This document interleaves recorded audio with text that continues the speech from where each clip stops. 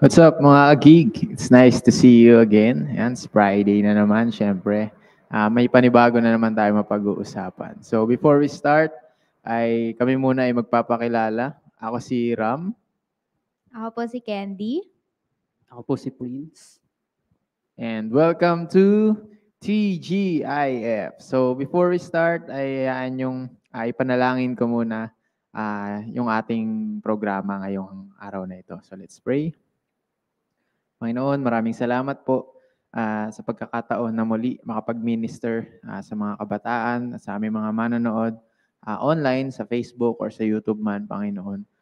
Patuloy namin itong pinagkakatiwala sa inyo lang, Lord. Yung programang ito ay patuloy po kayong manguna at patuloy kayong kumilos, Lord, sa oras na ito, Panginoon. And ano man yung aming mapag-uusapan, Lord, nawa ito ay magsilbing aral sa bawat isa.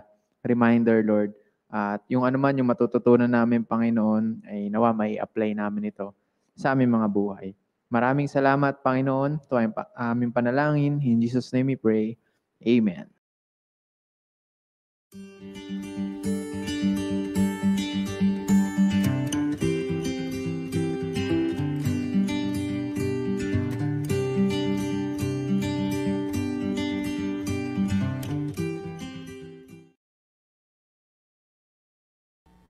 Ayan, patuloy po nating purihin at sambahin ng ating Panginoon.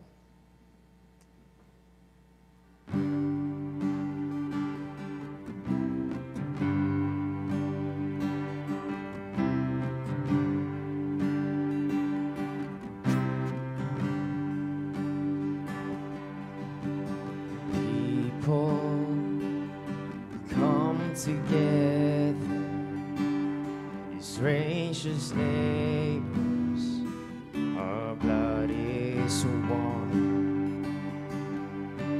Children of generations, of every nations, of kingdom come. So don't let your heart be troubled. Hold your head up high, don't fear no evil. Oh, fix your eyes on this one truth. God is madly in love with you. So take courage, hold on, be strong. Remember where our help comes from. Oh,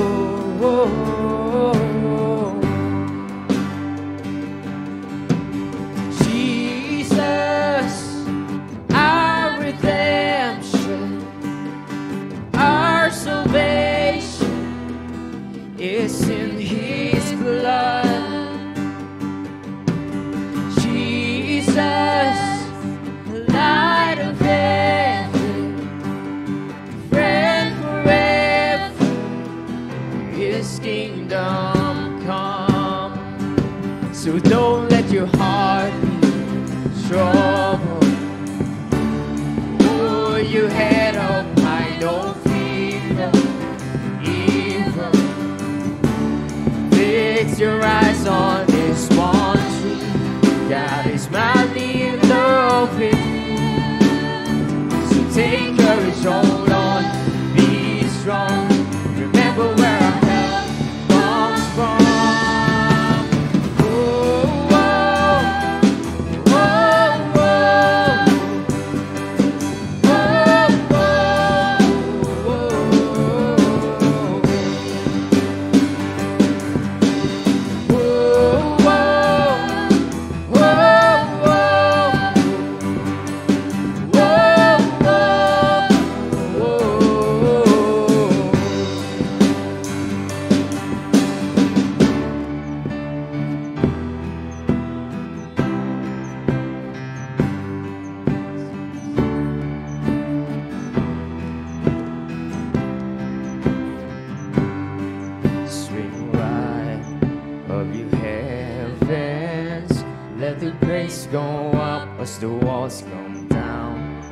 all creation, everything with breath, repeat the sound.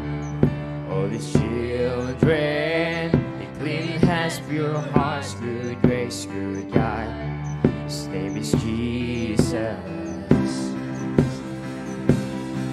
Swing wide, all you heavens, let the praise go up as the walls come down. All His creation, everything with breath, repeat the sound. All His children, clean hands, pure hearts, good grace, good God. His name is Jesus. Swing wide, all you heavens, let the praise go up as the walls come down. All creation, everything with breath, repeat the sound. All His children, pure hearts, good grace, good God. His name is Jesus.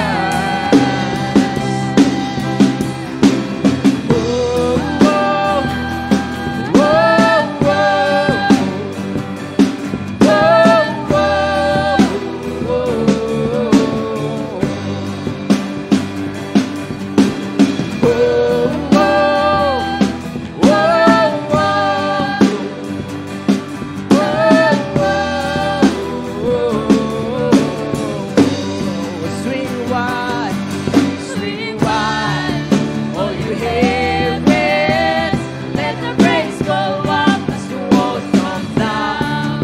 All creation, everything with breath, repeat the sound. All His children, clean hands, pure hearts, good grace, good God. His name is Jesus. Swing wide,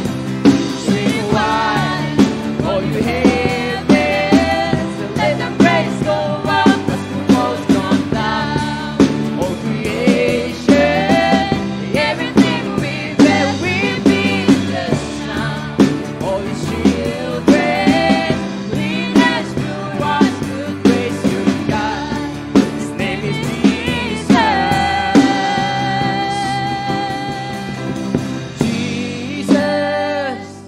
Our redemption, our salvation is in His blood. Jesus, light of heaven, friend forever, His kingdom come.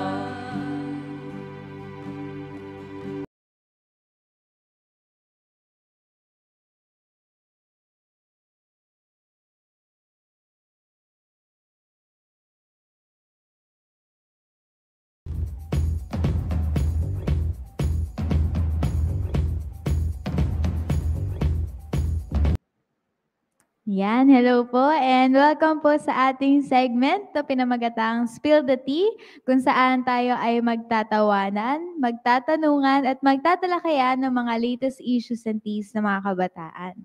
Yan, so mula nung natapos yung camp, meron tayong mga pa-blind items, di ba? And ngayon, meron na naman tayong bagong blind item na aabangan. Pero bago yan, tulad ng sinasabi ni Ate CJ, mag-mention kayo ng inyong mga kaibigan, kahit isa lang, na i-invite nyo manood sa ating live streaming ngayong hapon na ito. Ayan. So, meron tayong 3 clues para sa ating blind item for today. At yung unang clue natin ay basket. Ayan, basket. Ano rin sa basket? Pangalawa naman, prutas, fruit basket. Pangalawa is, plague. Plague, yes. So, una, basket. Pangalawa, plague.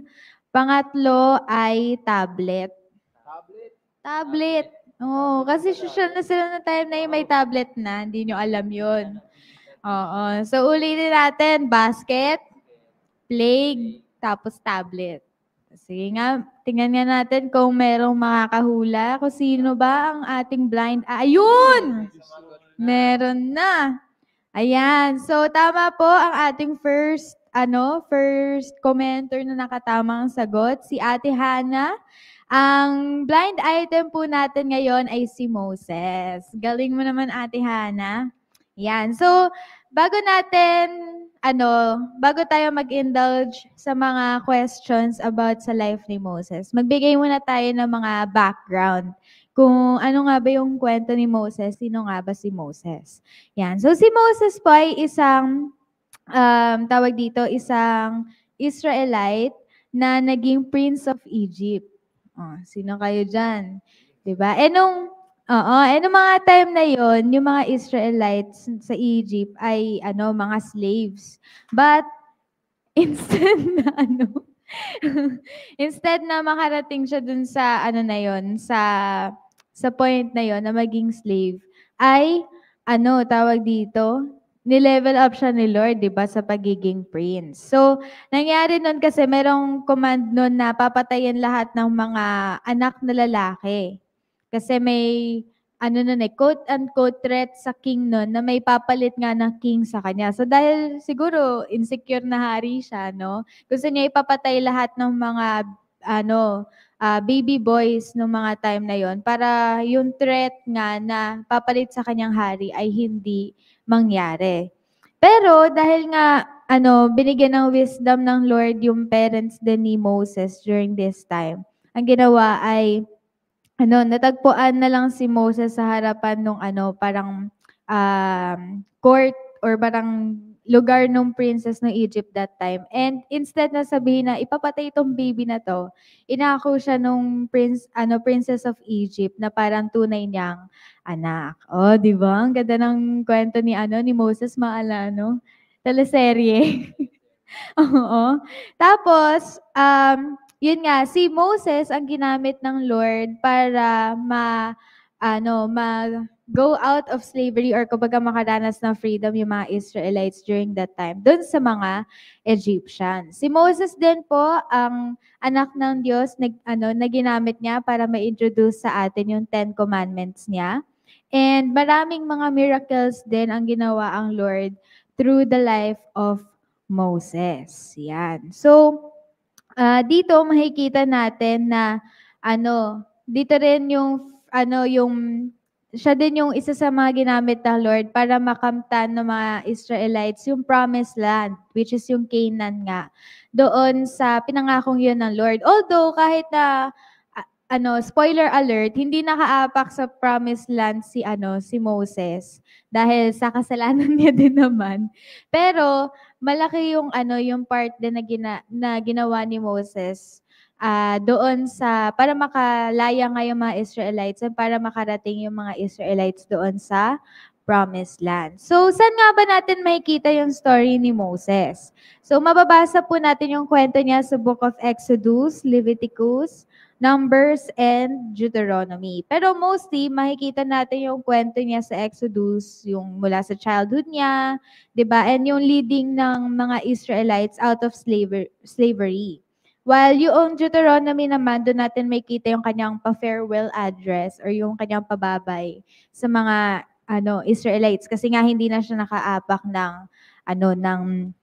Canaan. So para malaman nyo, bakit nga ba hindi siya nakaapak sa Canaan? Ay basahin niyo po yung mga books na yon, di ba? Pero isa talaga sa mga reason at yung main reason talaga is because sa disobedience niya, dun sa kasalanan na ginawa niya against God. Yan. So, dako na tayo sa ating mga questions. Handa na ba kayo? Handa ka na ba? Handa na. Handa ka na ba? Hindi pa. Shoo. Okay, so meron tayong mga questions na ni-ready ngayong hapon na ito. And yung first question natin ay, wait lang. Ang first question natin ay, have you ever been in a situation where you were so eager to get to the other side, na willing kang gawin yung kahit ano para lang makalagpas ka na doon sa pinagdadaanan mo? If so, what was that like? Kasi 'di ba si Moses ngayon ginamit ng Lord para maka-escape doon sa slavery. Alam niyo ba na nilid niya yung maraming Israelites na yon, tapos tatawid sila sa Red Sea. Sea ha, hindi lang siya lake, hindi lang siya river, kundi sea, malaking body of ocean yon. Tapos dahil nga syempre nasa likod nila yung mga yung mga soldiers na mga Egyptians. Tapos yung mga Israelites ang dami niya iko-control na nagpapanik dahil merong malaking sea sa harapan nila, paano sila makakalagpas doon, 'di ba? But alam naman natin that through God, 'di ba, yung ginanon. Ginanon lang ni Moses yung staff niya and nagpart na yung Red Sea, 'di ba? Para makapas sila doon. Pero kayo ba, nandun na ba kayo sa situation na, Lord, gusto ko nang umalis dito sa pinagdadaanan ko 'to. Kahit ano pong gusto yung pagawa sa akin, gagawin ko na. May gano'n na ba kayong drama kay Lord? Itong dalawang kasama ko naman. Ay, ikaw. Ako meron akong naalalang ganyan. Kasi before, bago ako maging active sa church and ma-involve sa ministry, pasaway akong bata. Yung basta impression sa akin ng family, yung side ko yung mga tito-tita ko before is hindi okay.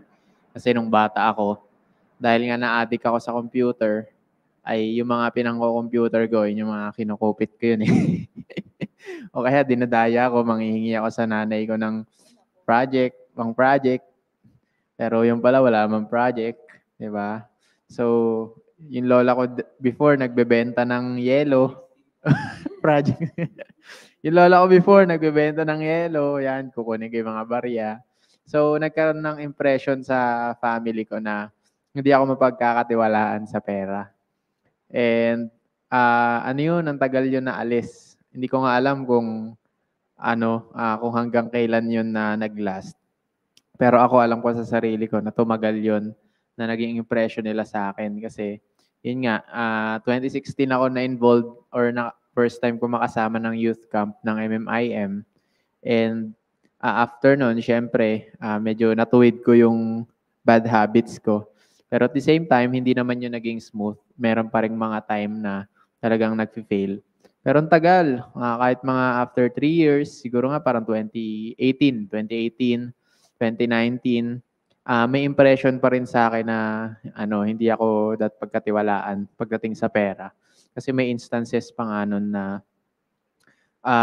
parang sa bahay ng tita ko, parang nagpasuyo siya sa akin na bantayan ko yung pinsan ko na SPED. And kasi yung bahay ng tita ko, di pala sa kanila, sa kapatid ng lolo ko. Third floor yon, first, second, third. Sa third floor, dun yung kwarto nung parang kapatid ng lolo ko. Na sinabi na nawalan daw ng pera. Pero ako, alam ko sa sarili ko na hindi ako makyat doon. Pero may kasing may 3 tao kasi na may 2 tao na bukod sa akin na nagpunta rin sa bahay. Yung kapatid nung tito ko, tas yung tutor nung pinsan kong SPED. So, ako nun, dahil nga parang tinanong lang naman ako ng tito ko. Sabi niya ganyan, nawalan daw kasi yung kapatid ng lolo ko ng pera. Parang 5K yata yun. Laki, di ba? Tapos, nung narinig ko yun, nung time na yun, active ako sa church dito. And talagang mainit ako nun. Parang nung narinig ko yung question na yun, even though hindi sinabing ako yung kumuha, na-feel ko na oo, ako talaga yung kumuha. Pero alam ko sa sarili ko na hindi ako. So, parang napanghinaan ako, naapektuhan yung ko nun yung journey ko as a Christian. Kasi parang bigla ko naisip, di sana pala, sayang lang pala yung mga effort na ginagawa ko. Na pagpunta ko sa church, yun nga, yung pag-pray, yung pagsisimba, pagbabasa ng Bible, kung yung magiging tingin pa rin pala sa akin nung kasi sabi ko, di man ako nagkulang, pinapakita ko naman na nagbago na ako. So, yun yung time na, gusto kong sinasabi ko kay Lord, tinatanong ko kay Lord na gusto ko nang makaalis doon sa impression na yun nila, na ginagawa ko naman yung best ko. para makaalis ako doon, pero ba't parang walang nangyayari? So, ba't parang ngayon nga, hindi naman nawawala? So, ayun, thankful ako kay Lord kasi ngayon, recently, nitong mga nakaraan taon, yan, nafe-feel ko naman na yung impression nila na yun sa akin is naalis na. So, I can say na yun nga, parang hindi na nila nakikita yun sa bilang ako na kunyari, uy, nawala ng pera, si ano agad yan, si Ram agad yan. So, ano naman na, thankful ako kay Lord sa bagay na yun kasi yun yung dating question ko na kailan ako makakaalis sa site na to or sa struggle na to. And I think I can say na nakaalis na ako doon or nakatawid na ako. Kaya thank you kay Lord sa bagay na yun. Yan, thank you Kuya Ram. Ikaw naman Kuya Prince, kala mo dyan? Nag-iisip pa ako eh. Ano kayang impression na meron sa akin? Siguro sa akin, ano na lang, yung pagiging tahimik or ano, parang nagiging, kasi pag tahimik ka, nakakonsider minsan na di ka na, may tendency na dahil may ganun kang personality na tahimik, may mga chances or may mga opportunities kang nami-miss mo. Tapos parang kalaunan, kaaroon ka ng regrets, gano'n. Kasi, bakit di ko ginawa kasi ito, mga ganito, ganyan. So sa akin, ayun yung parang, ko siya, other side na, na gusto kong i-let go ba? Or, tawag? Lagpasan. Basta makatawid dun sa ganong state or pangyayari. Sa akin, ayun, marami kasi akong ganun eh. Parang feeling ko dahil sa personality ko. Ayun, marami akong nami-miss na chance, marami akong nami-miss na opportunity na parang dapat ganito na, dapat ganyan na. Pero dahil nga hindi ko nagawa yung mga bagay na yun, parang feeling ko nandito pa rin ako, ganun. Pero lalo na nung pandemic, kasi nung pandemic, di ba, lockdown. So, sobrang minimal lang nung pwede mong gawin sa bahay. And ayun nga, syempre lahat naman tayo umabot sa point na na-boring at kung ano nang ginagawa sa bahay, di ba? Pero ayun, di mo mawawala sa isip mo yung mga yung mga possible na pwedeng mong gawin or pwedeng mangyari kung hindi nagkaroon ng lockdown nung time na yun. So malaking epekto siya sa akin mentally and emotionally yung lockdown na yun. Ayun nga, 'di ba? Lagi ko namang example 'yon. May part talaga na di ako naging active sa church and as a youth leader, 'di ba? Parang feeling ko noon parang hindi ako naging worthy or di ako naging worthy as a youth leader. Kumbaga parang hindi ko nagampanan yung role ko noon as a youth leader. Pero ayun, ang grabe lang yung grace ni Lord kasi pagbalik ko nga dito. Hindi ko nafe-feel ko na parang alam mo yun, yung hindi ako belong kasi nga syempre matagal akong nawala, di ba? Mafe-feel mo talaga yon. Pero yung church, syempre yung mga kasama mo dito, hindi nila pina-feel sa'yo na parang ganun yung nangyari, na parang nawala ka. Pina-feel nila na, uy, ito pa rin yung dito pa rin tayo, pwede pa rin natin gawin itong mga ganitong bagay. And malaking part yon kasi, alam mo yon, yung growth ko, di ko nga ma-imagine eh. Parang yung pagbalik ko ng church, yung growth ko ngayon. Ako na yun. Ako na yun, parang ganon. Parang yung pagiging active din sa church. Hindi lang sa church eh, parang outside din sa church, yung confidence na meron ako ngayon, parang di ko ma-imagine kasi parang nung lockdown, parang lumbay na lumbay ako sa sarili ko. Tapos parang ngayon, alam mo yun, pag may mga challenges na pinagdadaanan, alam ko na kasama ko si Lord doon sa journey na yun. Ayun lang sa akin. Nako, lumalakas ang yabang energy sa mga charing. Hindi, sige. Ako nakarelate ako doon sa sinabi mo kasi lalo na sa course namin ngayon, pagka talaga hindi makapal yung mukha mo, sorry po sa term, ma-miss out, marami ka talaga ma-miss out ng mga opportunities. Kaya tinatry ko din na ilabas yung sarili ko na andun ako sa labas, ganon. Yan. Ako naman, meron din ako mga ganong instances, lalo na kapag meron nga mga challenges din na pinagdadaanan. Kasi siguro nga dahil mga emotional kayong mga babae, ang drama namin kay Lord, na parang, Lord, tanggalin niyo na po to sa akin, ganon. May mga ganon talaga ako moments kay Lord na umiiyak talaga ako. Sabi ko, Lord, kahit anong paggawa mo, gagawin ko na talaga. Basta makalagpas na ako dito sa challenge na yun. Kasi parang, alam mo yun, napagod ka sa problema. Ganon. Parang gusto mo ng easy way out, ganon. Parang nagkaroon ako ng ganong point kay Lord na parang gagawin ko na po lahat, basta mawala na lang to, ganon. Pero, yun nga, merong mga time, sabi nga, di ba, there's a time for everything. So, kung nandun tayo sa season na, na may mga challenges, mahirap man, i-enjoyin pa rin natin kasi dun sa mga challenges talaga na yun, na-experience natin lalo yung grace ng Lord. Mas nararamdaman natin that He's really near sa atin. Kasi di ba madalas nalilimutan natin si Jesus kapag pag nando tayo sa mga triumphant natin, moments. Kasi para feeling natin nasa atin ang lahat. Pero pag walang-wala tayo, mas madali natin makita ang Lord kasi mas siya din yung nagsusupply ng lahat ng needs natin.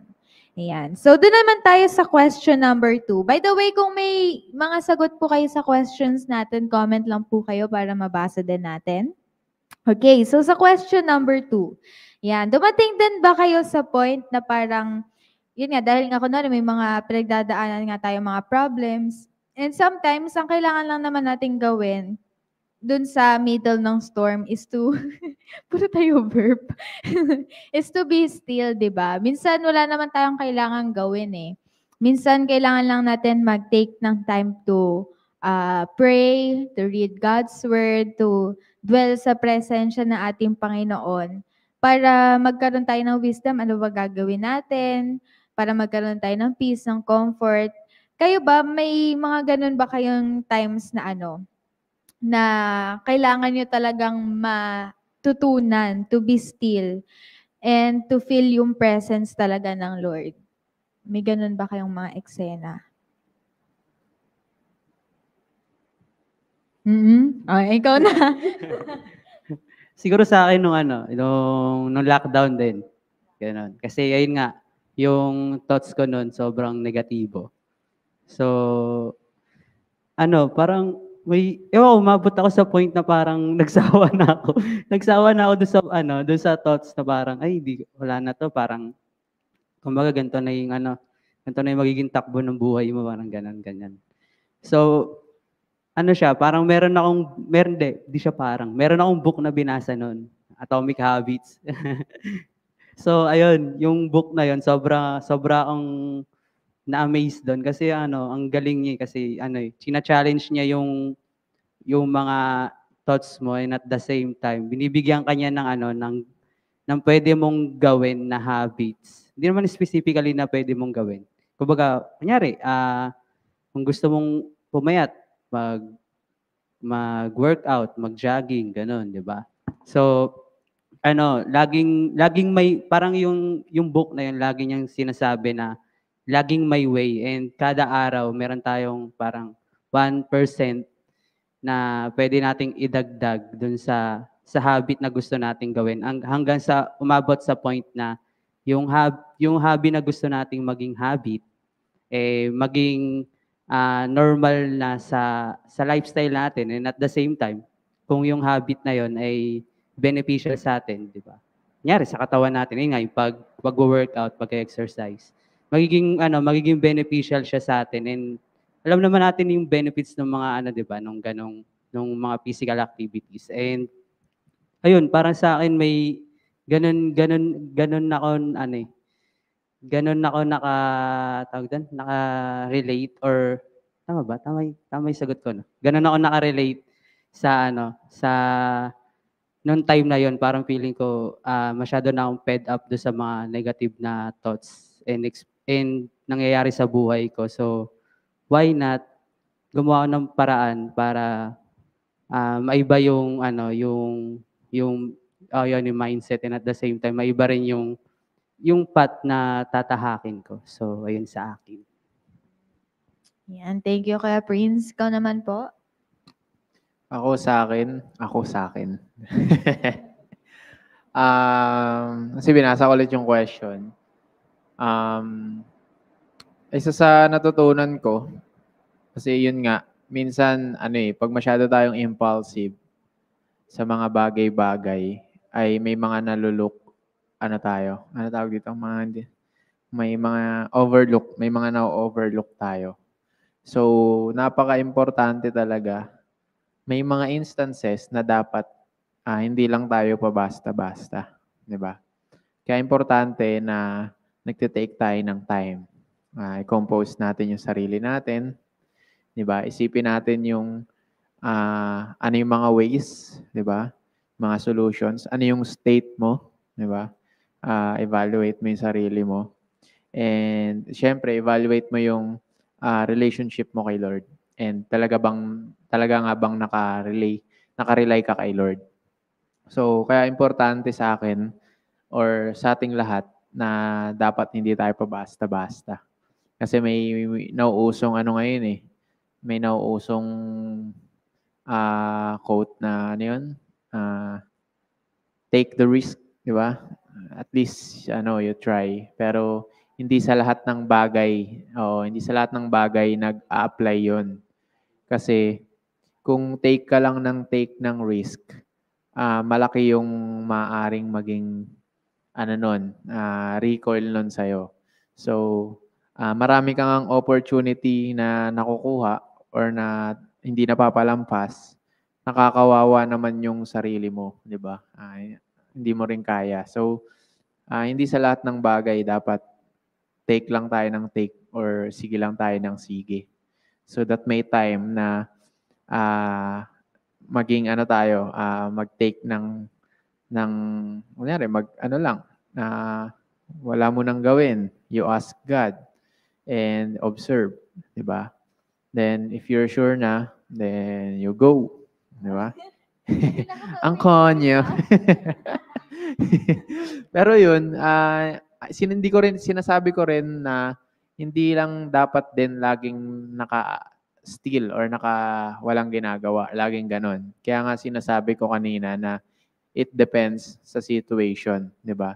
May situation na dapat tinitake mo agad yung opportunity na yon. Kasi nga, mawawala yan. O, magsisisi ka, yung gaya na sinasabi ni Prince kanina. Di ba? So, kaya mabuti na nag-iisip tayo, di ba? Wisely, di ba? Hindi yung nag-iisip lang ng walang wisdom or yung wisdom natin is hindi galing sa Diyos, di ba? Dapat kahit papaano, pag nag-iisip tayo, samahan natin ng wisdom. Kasi pag walang wisdom yan, kung ano-ano lang yung pwede mong gawin. So, importante na alamin natin yung situation. Kung ito bang situation na to is to take agad or yung situation na to is kailangan mo maghintay and mag-rely muna sa ating Panginoon. Mag-isip-isip. So, ayun, yung mga ganong bagay. Ayun yung mga natutunan ko. Kasi may time din sa akin na parehas yun na naging ugali ko. Yung take ako ng take na opportunity. Ako rin yung tipo na lang ako, parang chill lang. Hindi ko gagawin yan. So, kaya kahit papaano, na-experience ko siya. May knowledge ako about doon na dapat talaga it depends sa situation.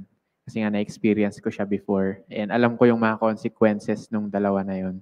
So, thank you kay Lord sa bagay na yun. And ayun yung mga bagay na natutunan ko. Yan, thank you po mga kuya. Ayan, so dun sa question natin, di ba, sabi dun, parang yung natutunan talaga natin maging still.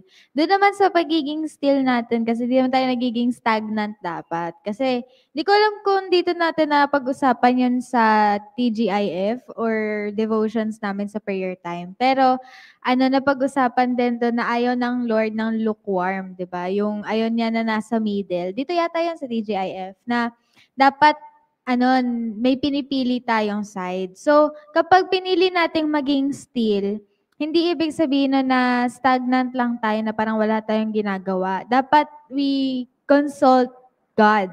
'Di ba? Hindi yung ano, yung wala tayong ginagawa, "Ay, kailangan ko maging still. Sige, matutulog na lang ako 24 hours." So, natulog buong araw. O kaya maglalakwatsa na lang ako ta's go out with friends, 'yan. Although maganda din yung mga gano'ng time to take some time to rest.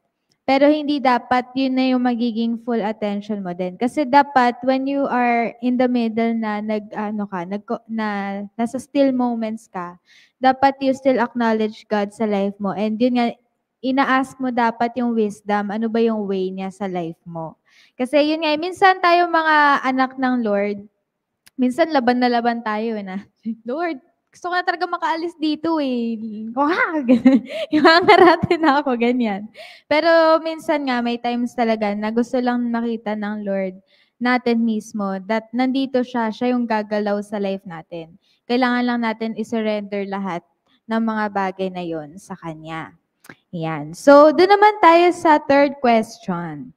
Yan. Have you ever been in a situation wherein you focused on the things that you don't have instead dun sa mga blessings na binibigay ng Panginoon? At paano mo daw yun in-overcome? Kasi, totoo naman madali tayong mag self-pity na, Lord, wala akong ganito, ganyan, wala akong ganito, ganyan. Na minsan di na natin na-realize na ang dami palang blessings in many different forms na binibigay ang Lord sa atin. So, ito na naman tayo. Sige, ako na nga muna. Nanggigigil ako dito sa dalawang to eh.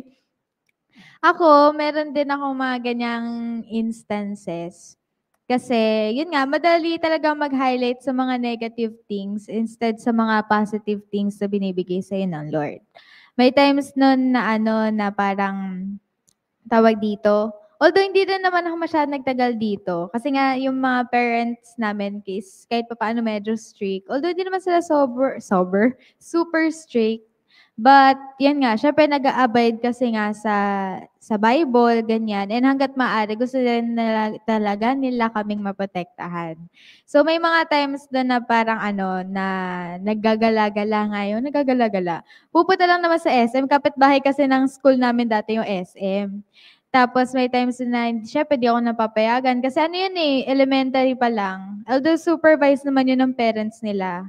Tapos maglalaro sila dun sa may parang, hindi pa Kidsunya nun basta parang inflated na parang laro, na place to play. Tapos, syempre gusto mo makisama. Tapos may time din na nag-ayaan sila magsine. Ayaw na parents namin na pupunta ng sine kasi syempre madilim, tapos malay ba nila kung ano movie yung papanoorin, ganyan. So, maganda naman yung yung guidelines ng parents namin and yung intention. And hindi ko na naman yun sinuway kasi ayun nga, naniniwala din naman talaga ako na yung wisdom ng Lord sa parents ay iba talaga, 'di ba? Para i-guide tayo. Tapos may time nga na parang iniisip ko, parang thought lang siya sa isip ko na bakit yung mga kaklase ko nakakapag sila SM, nakakapag-sine, ganyan-ganyan.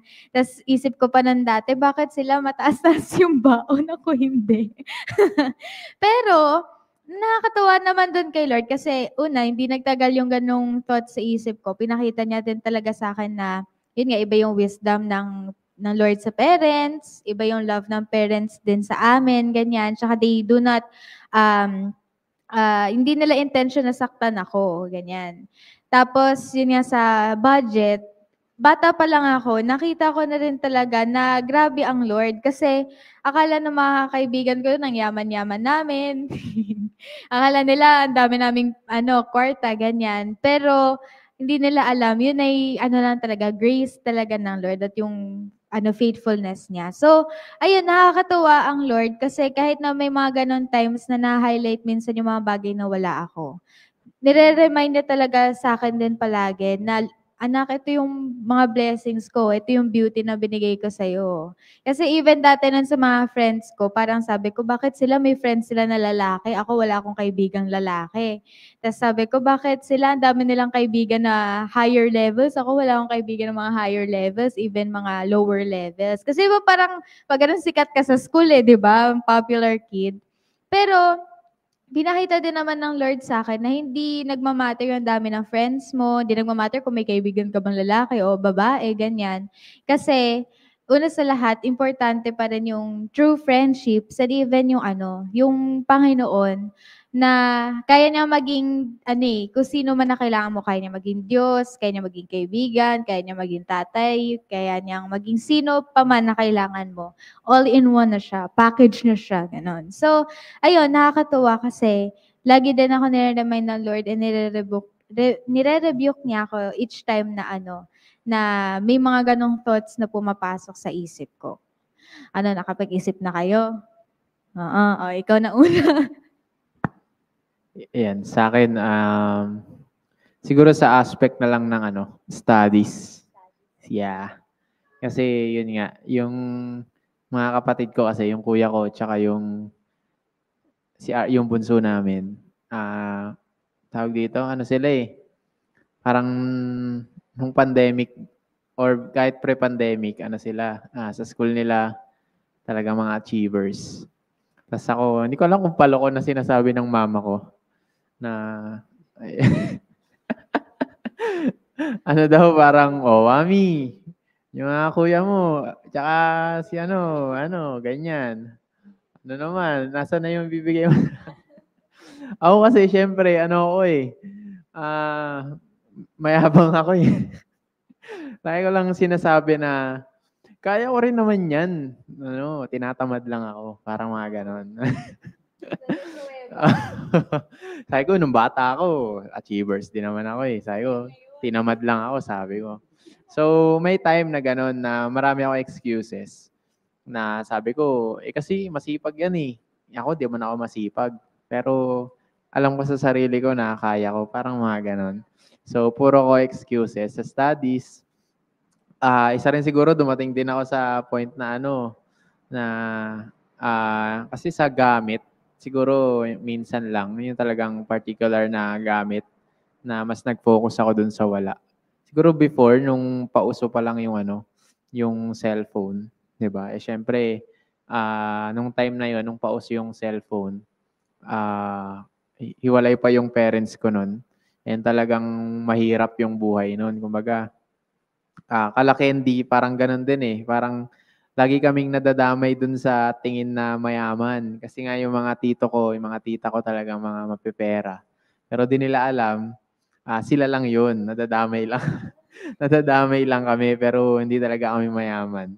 So, may time noon talaga nainggit ako dun sa sa may mga cellphone. Ako, parang wala. Kung magkaka-cellphone man ako, yung sobrang ang pangit. Yung parang hindi mo rin magagamit. Yan. So, dumating naman ako sa ganong time. Pero hindi siya ganun, hindi ako masyado nag-dwell doon. Pero yan, parang ma-share ko na lang din. Mas more on nandun ako sa hindi material things na nagpo-focus ako na, wala naman kasi akong ganyan. Hindi naman kasi ako masipag kaya ganyan. So, ayun, paano ko yun na-overcome? Siguro sa tulong lang din ng mga ibang tao, yan, ng church. Ganon din yung mama ko kasi talagang sinasabi niya naman sa akin na naman kaya mo naman, parang sipagan mo lang. Sa isip ko noon hindi nga ako tinatamad nga ako, ganon, parang kasi may sakit ako sa school, hindi sa utak. Kasi may may pause.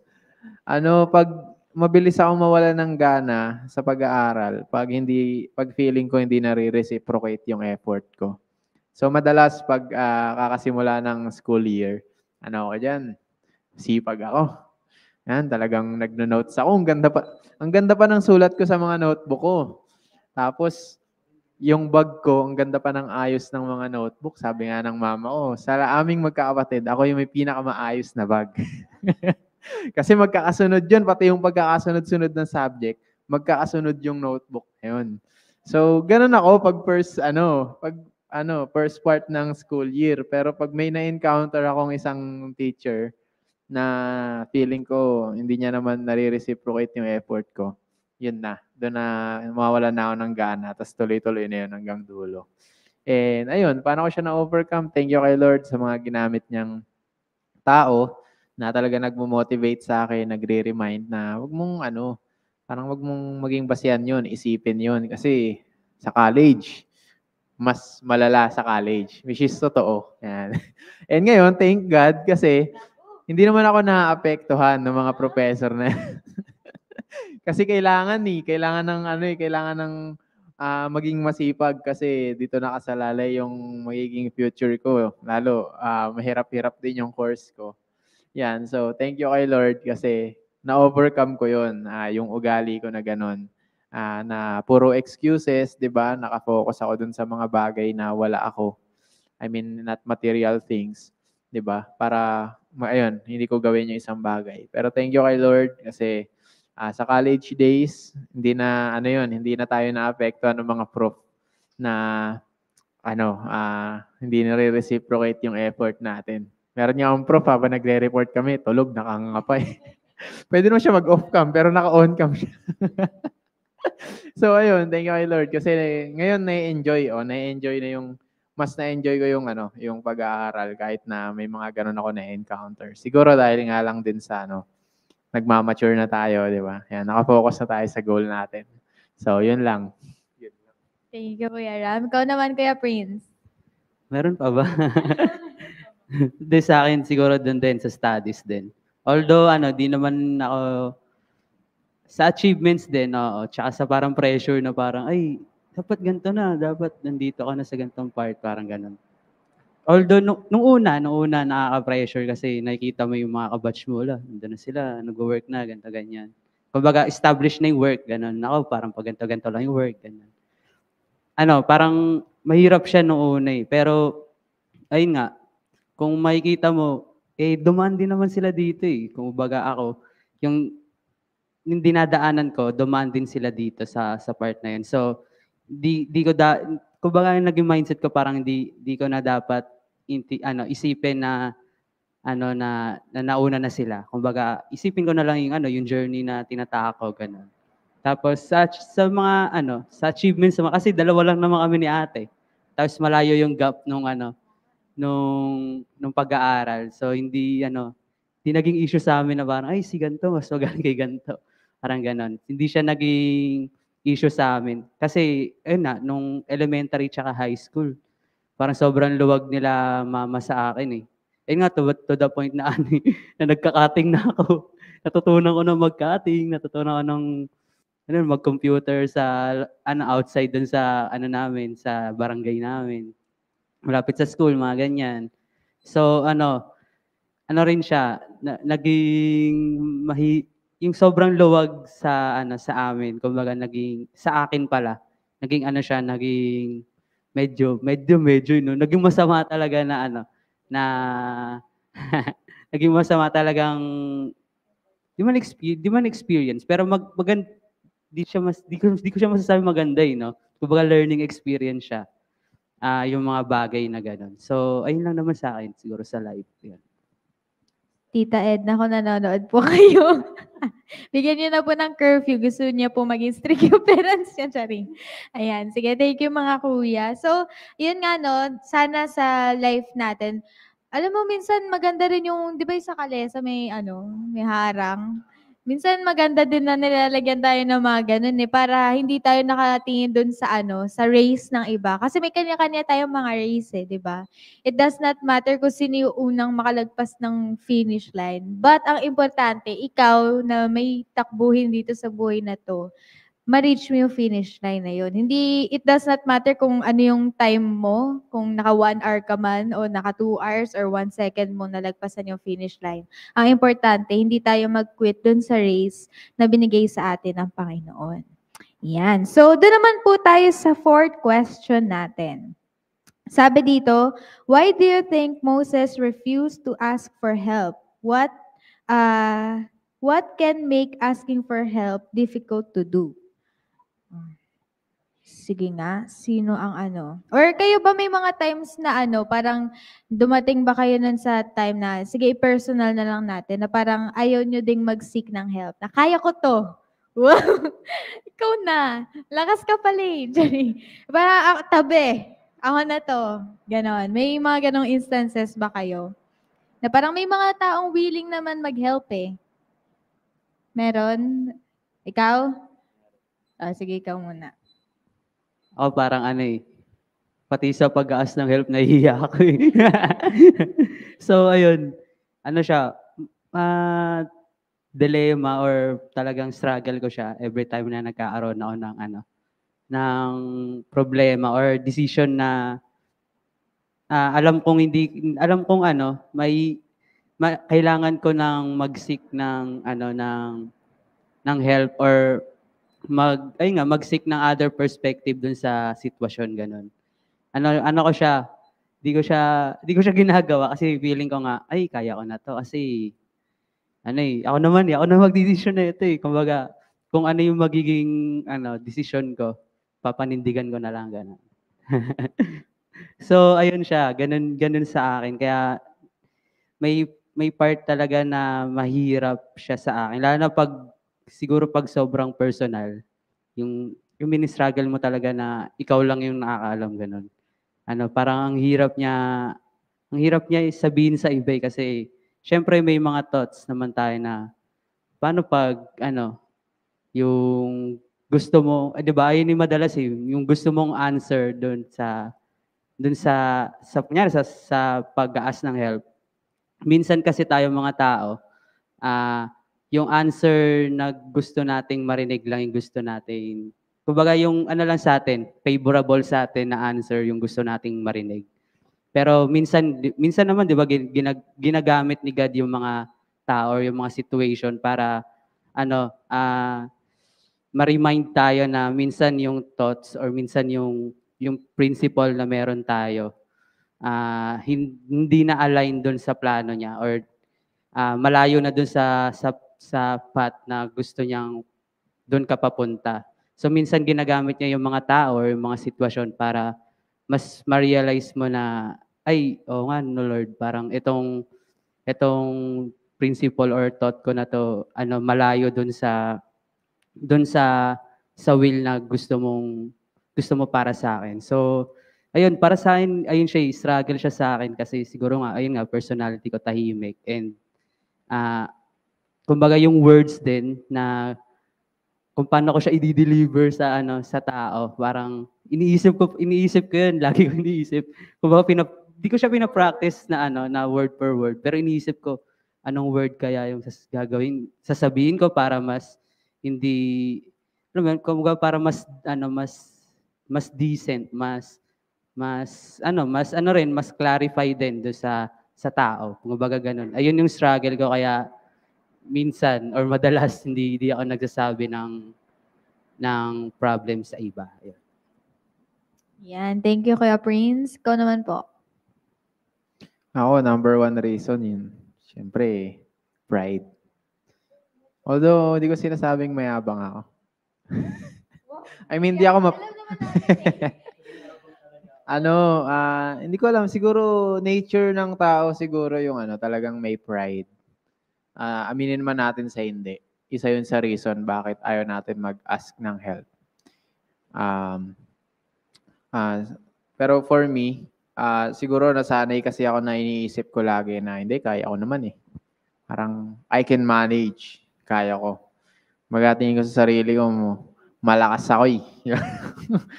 Sakalam. Mga ganon, parang kaya ko pa to. Ganyan. Kaya ko pa yan. Yung mga ganong bagay. Pero in reality, meron talagang part sa atin na hindi natin kaya and we need help. Diba? Pero dahil sa pride na meron tayo, ay mas pinipili nating hindi humingi ng tulong. Diba? And hindi rin siya maganda for us kasi pag nasanay tayo ng ganun, kala natin, hindi tayo nag-grow. Nakatenga lang tayo sa level natin. Diba?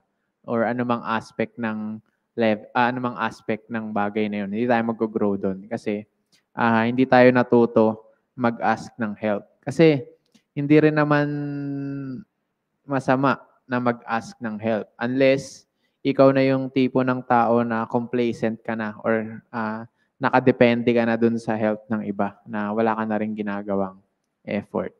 So, pride is number one na reason bakit nagre-refuse tayo ng help or mas pinipili natin yung sarili natin or yung sariling kakayanan natin. And siguro isa rin sa reason is yung competitiveness na meron tayong mga tao. 'Di ba minsan gusto natin na makuha yung talagang credit, 'di ba?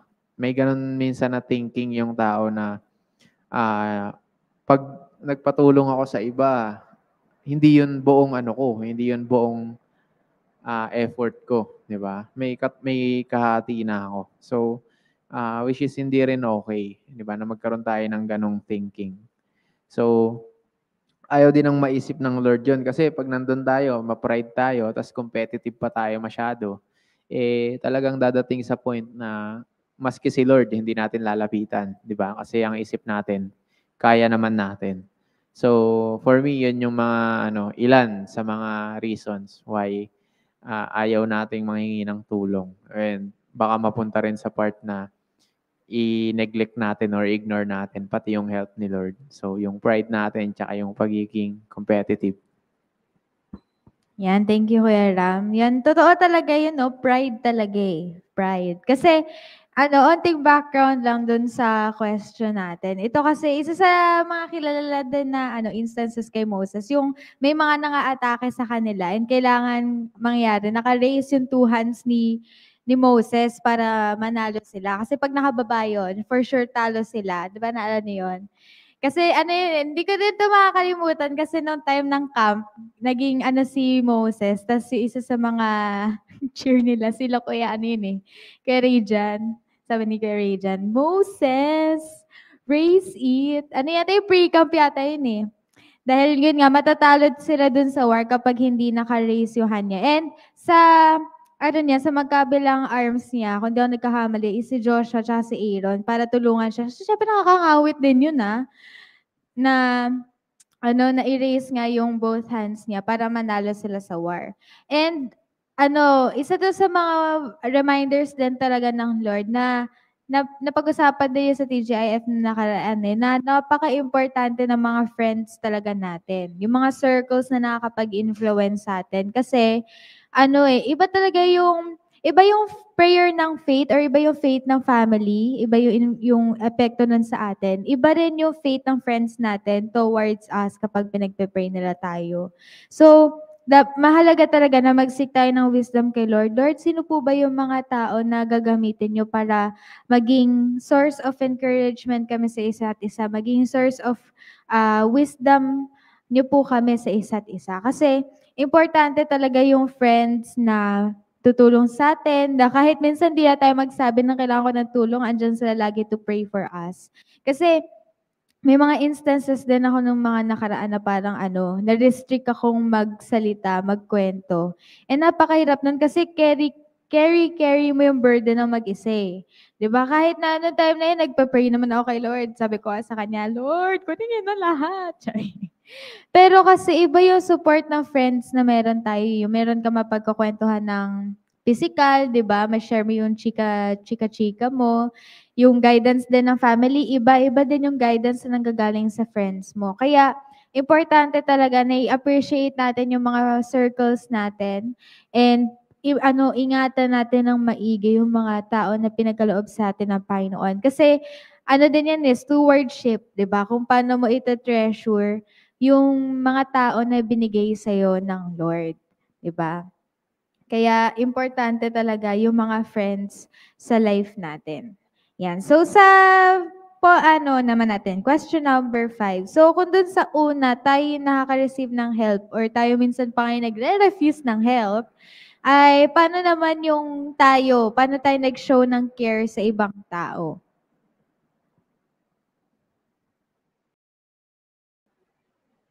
Sige, ako na lang yung magsasagot. Ako siguro nakapag-show din ako ng care sa pamagitan na syempre pangangamusta, di ba? Yung pagpe-pray, kahit minsan di mo sabihin, pinag-pray kita. Yung ikaw mismo naalala mo yung kaibigan mo. Kasi may mga ganun times, diba, na ipapaalala sa inyo yung tao ng Lord. Kahit hindi mo naman, very random, ibibigay siya ng Lord sa utak mo. And minsan, ang kailangan natin gawin is to pray for that person, di ba? Ipag-pray natin siya kasi malay natin, may mga trouble siya na hindi niya rin talaga bastang ma-disclose sa atin. Importante na na tira-take natin yung mga instances na yon to take time to pray for that person para mapakita din natin yung care sa kanya kahit na hindi nila alam na pinagpe-pray natin sila. Kasi nakakataba sa puso yun kapag may instances na binigay din sa'yo ng Lord na malaman nila na pinagpe-pray mo pala sila lagi. Iba yung sarap dun sa feeling na hindi ka naman nanghihingi ng prayer pero lagi ka palang kasama dun sa prayer nila. 'Di ba? Oh. Kainis si Kuya Prince. O sige, sumagot na kayo. Dali. Oo. Magkape. Coffee therapy. Joke lang. Ganun din, syempre, pangangamusta. And pag-pray doon sa kinaya ko lang sagot mo no? Pag-pray doon sa tao na yon. Kasi ako parang minsan dinadaan ko sa biro yung pangangamusta ganun. Kasi nahihiya akong minsan kamustahin yung mga tao or mga friends ko na mga friends ko ganun. Well, kumbaga yung diretsong, uy, kamusta ka ganun. Hindi ko siya magawa kasi feeling ko nga parang masyadong Paano mo ginagawa? wala, hindi. Pag friends ko na kayo, guys.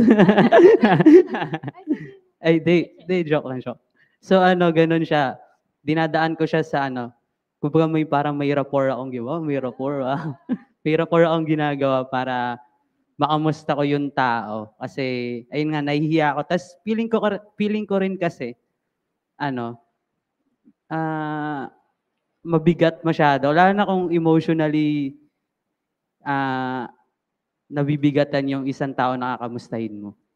May tendency, di ba, na ayun, maging emotional siya, maiyak, ganun, mag-breakdown, sabi nga nila, ganun.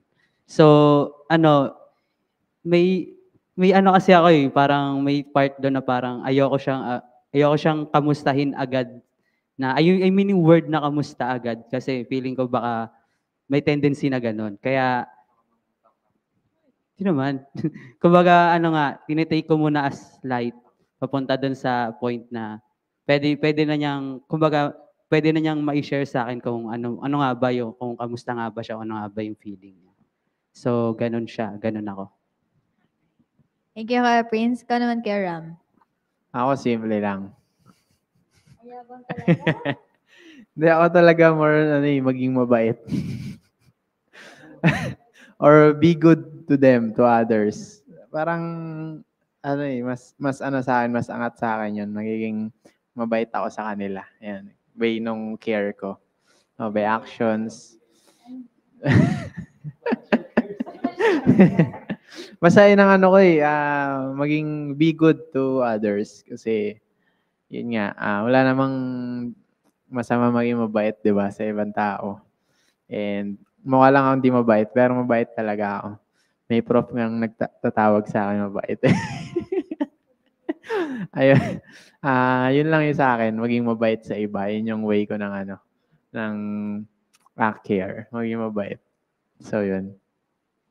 Yan. Thank you po mga kuya. And thank you rin po sa ating mga tagapanood ngayong hapon na ito. So, marami tayong matututunan ng mga pulot na aral doon sa kwento talaga ni Moses. So, maganda na basahin natin yung story niya kung paano siya ginamit ng Lord sa maraming mga miracles, sa maraming mga works niya dito sa mundo na ito through Moses. Yan. So, sana po marami tayong natutunan at sana po subaybayan niyo po kami ulit next week. Sino na nga ba ang susunod nating blind item para sa next week na TGIF? So, maraming salamat po ulit. Paalam po and God bless us all.